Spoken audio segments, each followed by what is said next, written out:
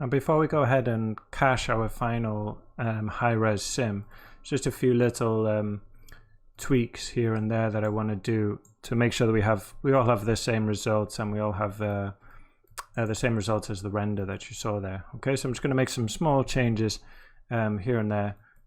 That won't make a huge difference to the sim, but we'll make sure that we get the same thing. Okay, so in this initial transform, I'm just going to change this. So 144 minus 137 I've got here, and then 025.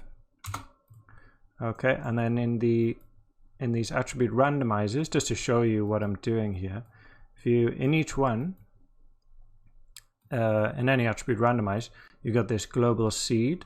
Okay, and that will just give you a different variation on the randomness. Okay, any kind of random thing that you doing in Houdini normally has some kind of seed, whether in Vex or in a SOP node like this. You normally have some kind of seed so that you can get different results normally based on the time, or based on the geometry or a group or something like that. So I'm just going to put in here 70 35. Okay, so that's what we had initially. That will be the same in both. That's great. In the collider, so this delete, I'm going to change the scale. All right, so the size will be 0.560969, very specific number, and the position 0.2 19515. Right, and so you'll notice there that it's kind of the reverse now. So this box, we want the opposite. So what you can do is just go delete non-selected. Okay, so when they're in the box, they're not deleted, they are selected, but we're going to delete what's not selected, which is when they come out of the box. Okay, let's see what else. If we take a look from the camera here and come out and go into our fluid initial, you can see we've got these bars on the edge. We don't want that. Okay, so we're going to change the size of our tank. So it's going to be 1.3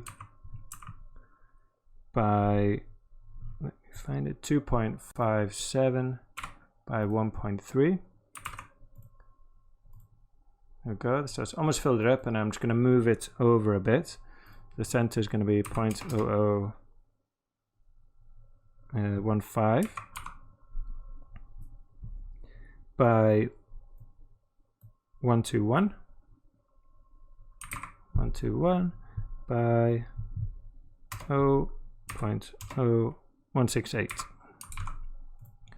There we go. So that moved it over. Now we got the points filling out the screen. Just going to turn off the ground there. It kind of annoys me. And then the layer size. So this is the layer size. I'm just going to drop that down a tiny bit, but it will help in terms of the file size will be smaller. Cool. So that's all I want to do in there.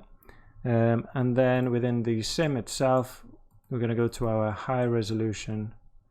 So this, I go to frame 60. This does depend on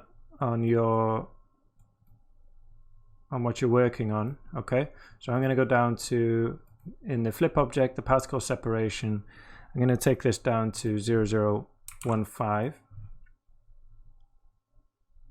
So you should see that as you see it update, I've got a lot more points in there.